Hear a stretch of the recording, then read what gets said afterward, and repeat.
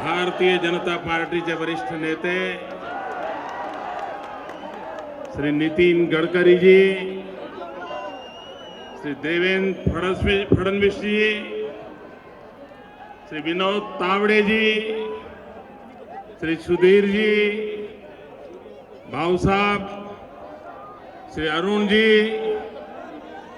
श्री गोड़े जी, और इस चुनाव में महायुति के उम्मीदवार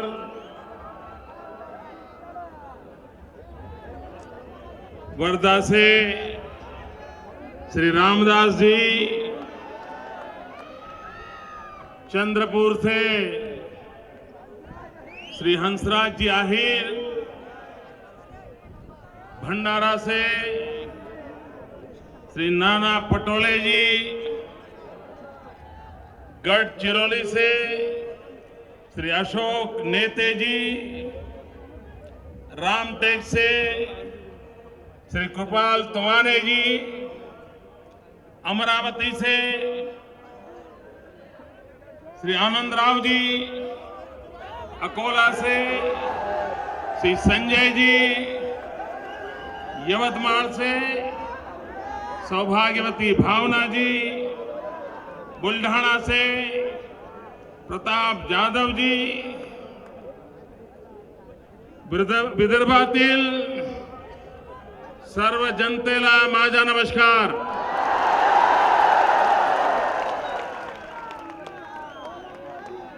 गारपिटीमुळे शेतकरी चिंतित आहे. त्याचे दुःख जाणून घेण्यासाठी मी आज आलो आहे.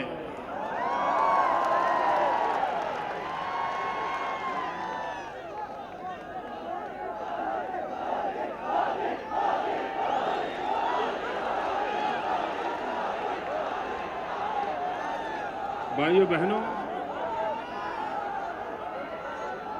लाल बहादुर शास्त्री ने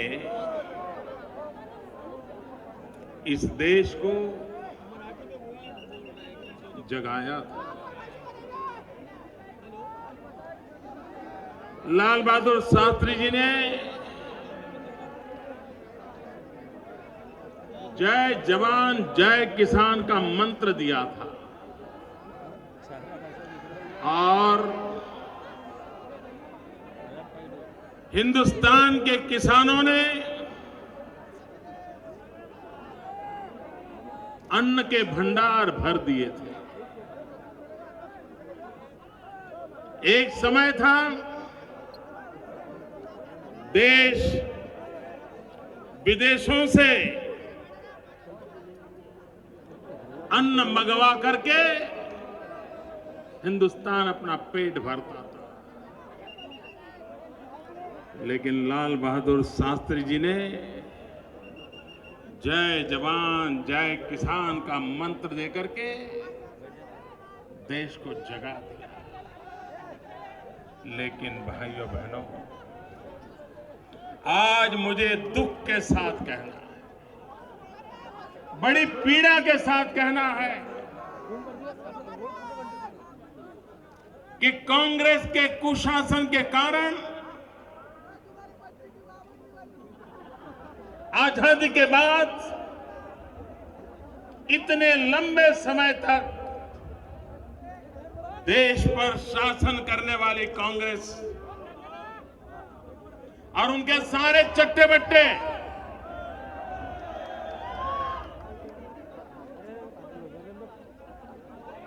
इन्होंने देश को बर्बाद करने में कोई कमी नहीं रखी.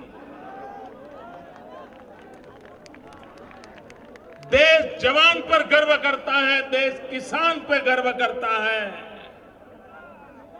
देश का जवान राष्ट्र की रक्षा करता है, देश का किसान अन्न सुरक्षा की गारंटी देता है. लेकिन भाइयों बहनों, ये जवान और किसान ये कांग्रेस के शासन में सुरक्षित है क्या? सुरक्षित है क्या भाइयों? कोई कह सकता है? इतना बड़ा देश, इतनी बड़ी दिल्ली की सरकार और इतना छोटा पाकिस्तान,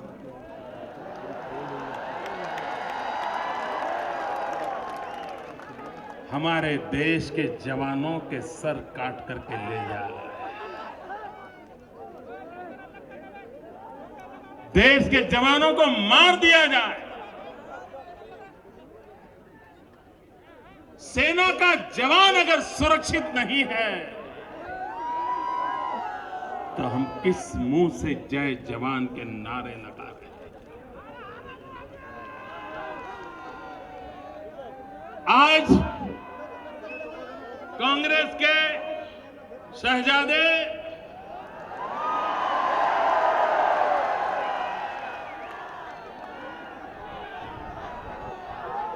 वोट बटोरने के लिए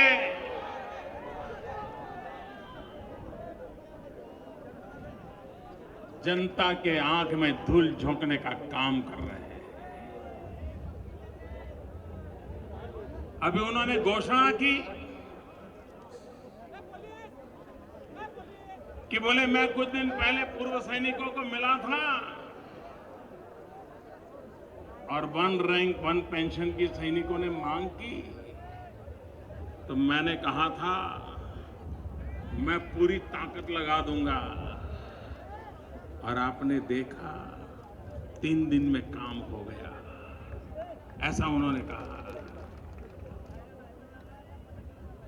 60 साल से जो पार्टी राज कर रही है, देश की सेना के सभी जवान चाहे निवृत्त हो या आज प्रवृत्त हो,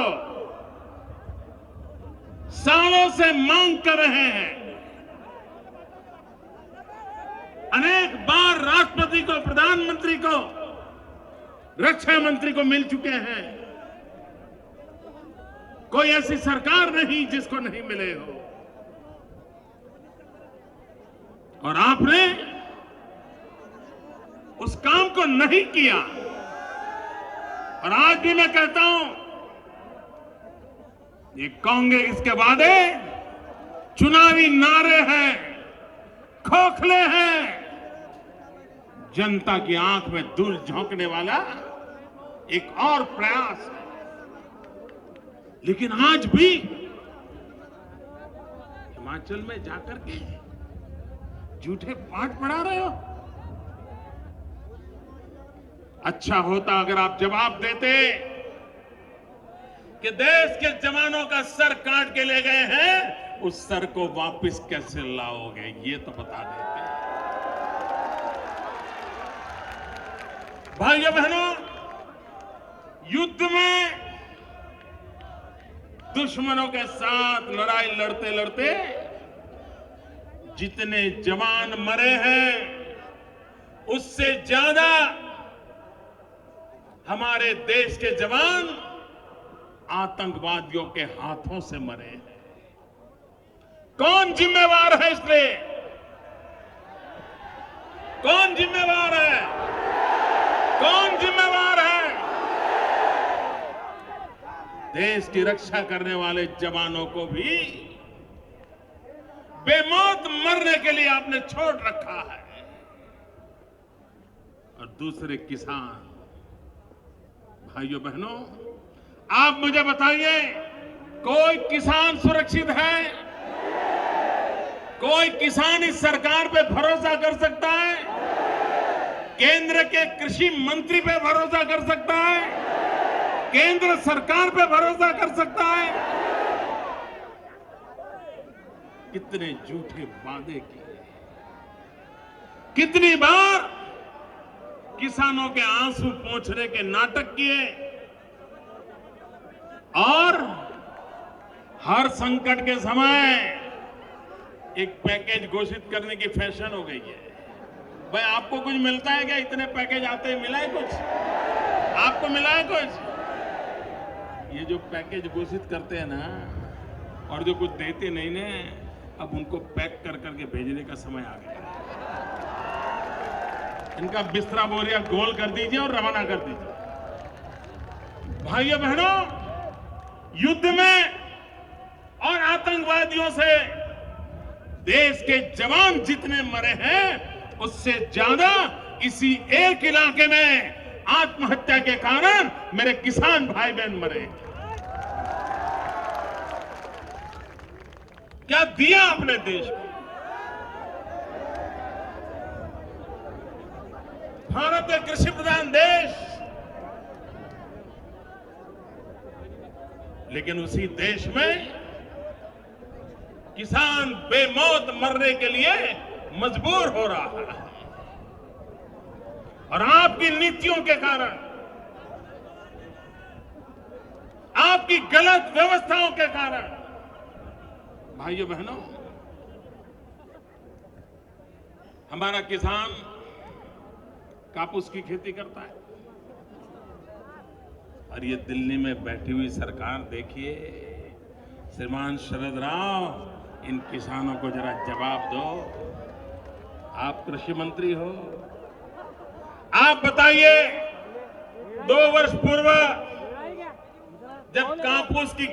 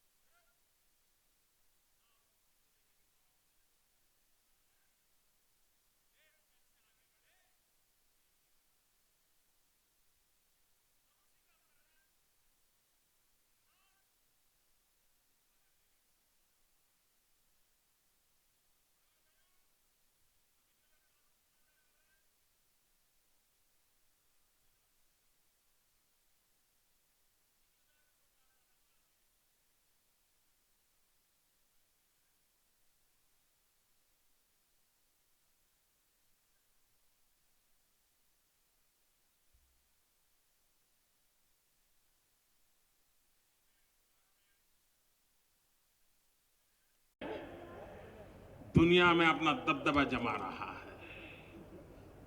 वहां जो कपास पैदा होता है, वहां से जो कपड़ा बनता है, वहां से जो रेडीमेड कपड़े तैयार होते हैं, दुनिया के बाजार में बिक रहे हैं और किसान को पैसे मिल रहे हैं। हमारे यहां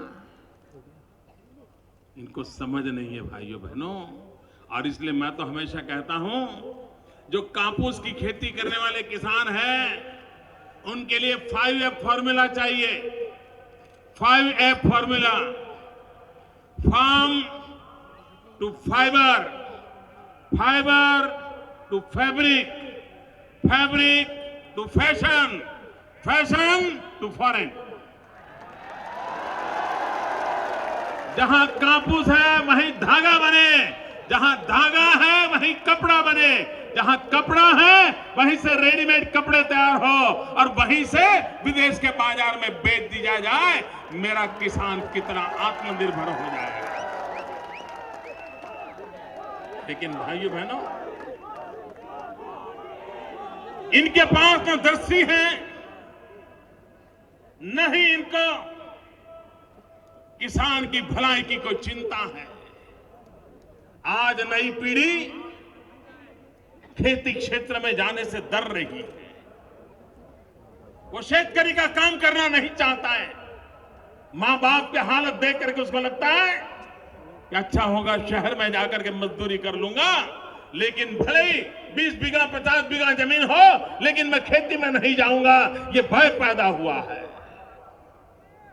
अगर हिंदुस्तान की खेती बर्बाद हो गई, हिंदुस्तान का किसान बर्बाद हो गया, तो इस 125 करोड़ का देश अपना पेट कैसे भरेगा? और भाइयों बहनों, जब किसी देश में पेट भरने की ताकत खत्म हो जाती है और विदेशों से अन्न मांगने के लिए मजबूर हो जाता है, तो वो इतनी बड़ी भयंकर मजबूरी होती है कि दुनिया के सब देश, दुनिया के सारे देश उस देश को डिक्टेट करते हैं, चाहे वो मनमानी अपनी करवा लेते हैं। इस हालत में बर्बादी होती है। देश के सम्मान को, स्वाभिमान को बचाने का काम मेरा किसान कर रहा है। और इसलिए भाइयों बहनों, आज कहीं पर किसी ट्यूबवेल में कोई बालक गिर जाए तो देश भर के कैमरा वहां लग जाते हैं। रनिंग कमेंट्री आ रही है कि बच्चा गिरा है, हिल रहा है, फोटो निकाली है, उधर खुदाई हो रही है, आर्मी आई है, बच्चा जिंदा निकलेगा। लोग भी पूरे देश में टीवी के सामने बैठ जाते हैं कि बच्चा जिंदा है कि मर गया, बच्चा जिंदा है कि मर गया। भाइयों बहनों, एक बच्चा ट्यूबवेल में गिर जाए, सारे देश के सांस ऊपर हो जाते हैं। मेरे लाखों किसान मर जाएं, दिल्ली की सरकार चैन से सो जाती है। भाइयों बहनों, चैन से सो जाती है। और तब पीड़ा होती है मन में। और इसलिए भाइयों बहनों, सरकार की कृषि नीति की पहली गारंटी यह होनी चाहिए कि देश के किसान को मरने नहीं दिया जाएगा। और जब अटल जी की सरकार थी तो उन्होंने एक अहम कदम उठाया था। और अगर अटल जी की सरकार दोबारा 2004 में आई होती तो भाइयों बहनों, वो योजना पूरी तरह लागू हो गई होती और मेरा किसान आज मरने के लिए मजबूर नहीं हुआ होता। उन्होंने योजना लाई थी क्रॉप एश्योरेंस की। उन्होंने कहा था कि किसान की कितनी आय होगी उसका अंदाज लगाकर उसकी गारंटी तय हो जाए कि कुछ भी हालत में इतना तो रुपया उसको मिलेगा ही मिलेगा, ताकि कभी उसको मरने की नौबत ना आए। भाइयों बहनों, मुझे अभी हमारे सारे साथी बता रहे थे इन्होंने कैसे देश को बर्बाद किया है। इंदिरा गांधी जी ने बैंकों का राष्ट्रीयकरण किया था, नेशनलाइजेशन किया था और दुनिया को ये कहा था ये बैंक अमीरों के काम आती हैं, मैं बैंक गरीबों के लिए काम आए इसलिए उसको नेशनलाइज करता। जरा कोई हिसाब तो लगाओ क्या किया। भाइयों बहनों, बैंकों से किसानों को जो ऋण मिलना चाहिए, कर्ज मिलना चाहिए, बैंकों का जो पूरा कारोबार है, मुश्किल से 5% किसानों के नसीब में आता है। बाकी 90% से ज्यादा ये बड़े बड़े कारखाने वालों के पास रुपए जाते हैं, मिल मालिकों के पास रुपए जाते हैं, किसान को नहीं दिए जाते हैं। और किसान अगर बैंक में ऋण लेने जाता है तो 50 प्रकार के कागज मांगे जाते हैं। वो कागज गिनते गिनते किसान थक जाता है और इसलिए वो क्या करता है, साहूकार से पास से कर्ज लेता है। बेटी की शादी करनी है, कर्ज लेना है। खेती की सीजन आई है, बीज खरीदना है, कर्ज लेता है। फर्टिलाइजर लाना है, कर्ज लेता है। और उस कर्ज का ब्याज इतना भयंकर होता है कि उस ब्याज के कारण हमारा किसान मर जाता है। भाइयों बहनों, सच है कि नहीं है? ये साहूकार के पैसे लेने पड़ते कि नहीं लेने पड़ते? ये बैंक के आपको पैसे देती है क्या? आप मुझे बताइए भैया, ये बैंक किसके लिए है? क्या अमीरों के लिए है क्या? भाइयों बहनों, भारतीय जनता पार्टी की दिल्ली में सरकार आएगी, मैं आपको विश्वास दिलाना चाहता हूं, मेरे किसी किसान को ज्यादा ब्याज दे करके ऋण लेने के लिए साहूकार के घर के पर न जाना पड़े। ये परिस्थिति हम पैदा करना चाहते हैं। आत्महत्या की जड़ में यही तो कर्ज होता है, जीना मुश्किल हो जाता है उसका। और इसलिए भाइयों बहनों, और जो बैंकें हैं वो भी कुछ स्थापित हितों में हाथ में चली आई है। मुझे किसी ने बताया ये वर्धा जिला मध्यवर्ती सहकारी बैंक का घोटाला,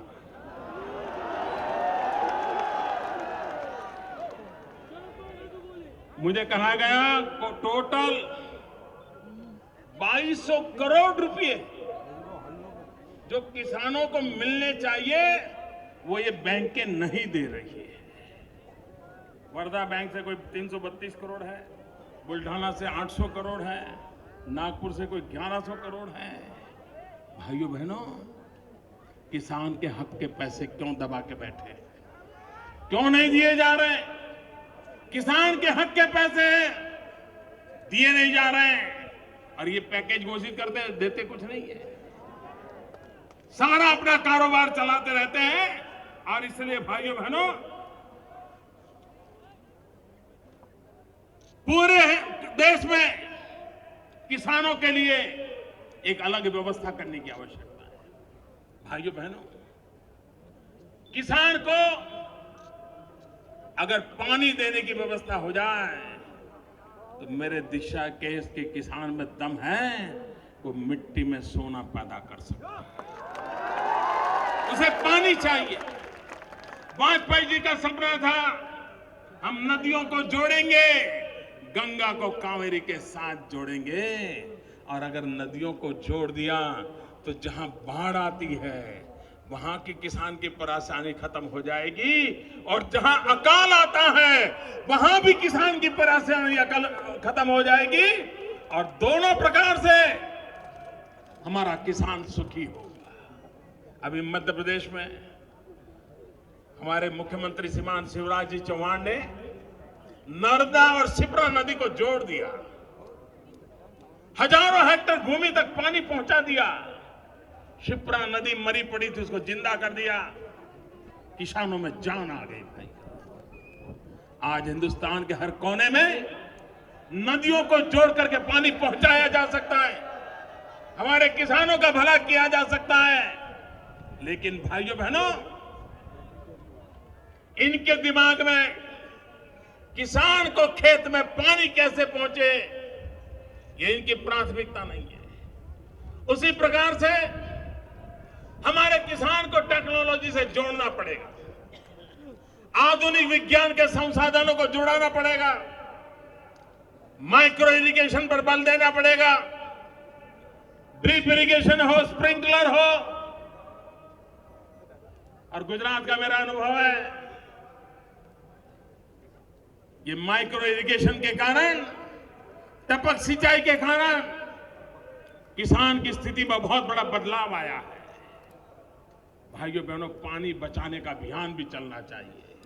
और आजकल दुनिया में ग्लोबल वार्मिंग को लेकर के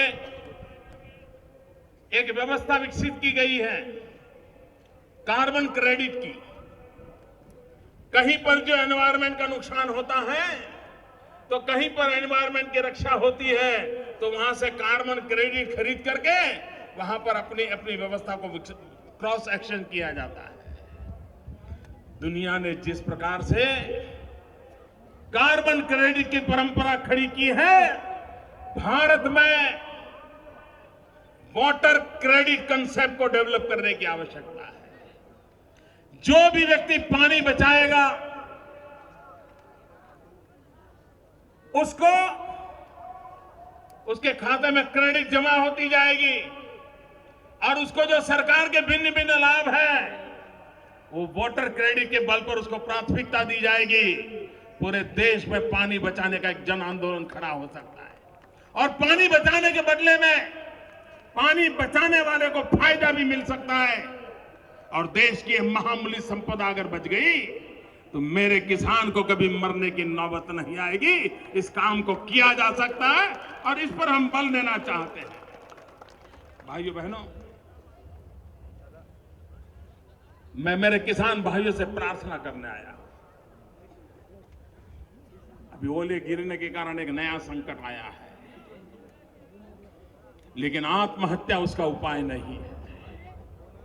और हम वो लोग हैं जो किसानों की मौत पर राजनीति के पक्षकार नहीं है। किसान हिंदुस्तान के किसी भी कोने का क्यों न हो, उसको मरने के लिए मजबूर नहीं होने देना चाहिए।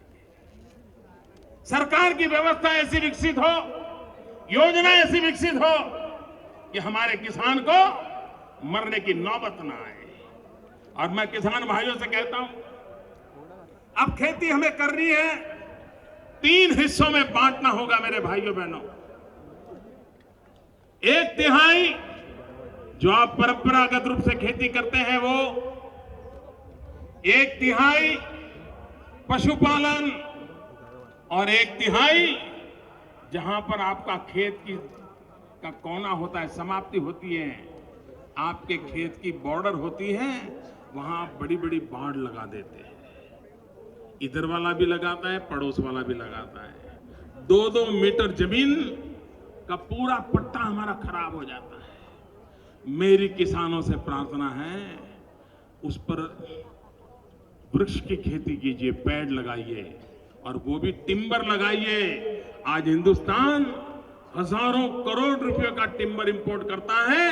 मेरे किसान के खेत के किनारे पर अगर वो टिम्बर लगा देता है तो देश को टिम्बर कभी एक्सपोर्ट नहीं करना पड़ेगा और मेरे किसान को कभी फसल बर्बाद हो गई, एक पेड़ बेच देगा, साल भर का खर्चा निकल जाएगा, उसको कभी आत्महत्या करने की नौबत नहीं। अगर पशुपालन करता है, पोल्ट्री का करता है काम, फिशरी का काम करता है, किसान को एक अतिरिक्त ताकत मिलेगी। भाइयों बहनों, हमारे देश की रेलवे, उस पर गंभीरता से सोचने की आवश्यकता है। आज हमारे देश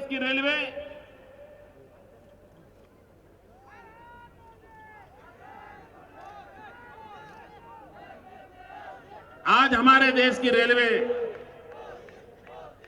पैसेंजर ट्रेन में तो नए नाम निकालती है, नई नई व्यवस्थाएं विकसित करती है।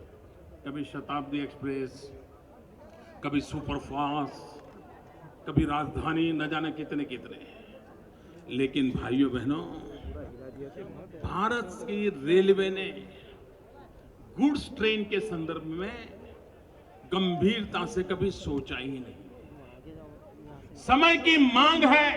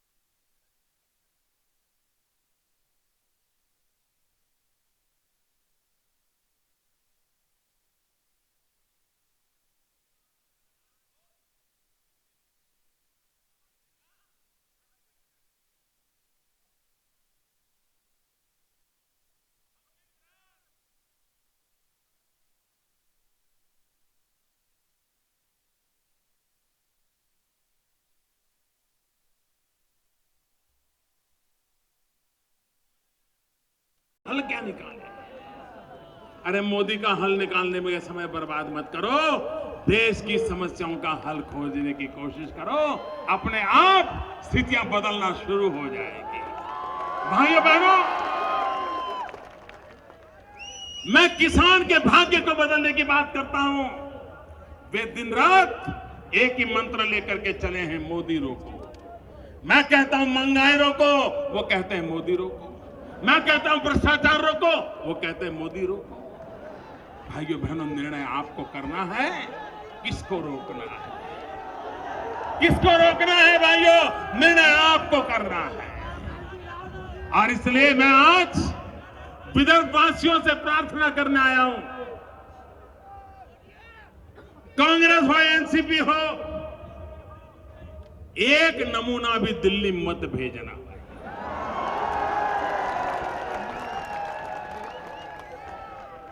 यहां तो बर्बाद किया, वहां और ज्यादा बर्बाद करेंगे।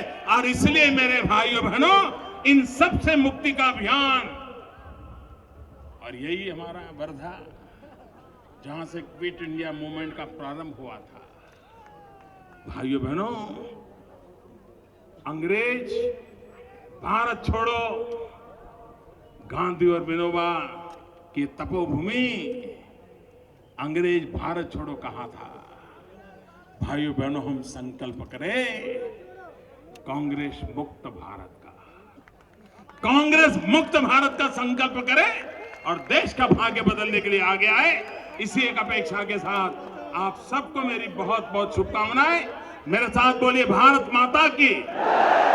दोनों मुट्ठी बंद करके पूरी ताकत से बोलिए भारत माता की। वंदे वंदे वंदे वंदे।